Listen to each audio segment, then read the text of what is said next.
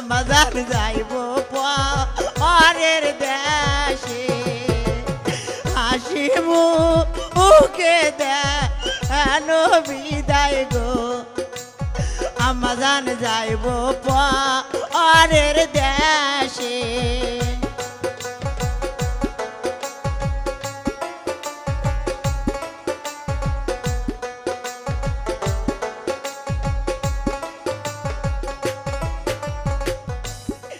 ছোট থাইকা বড় করিলেন গো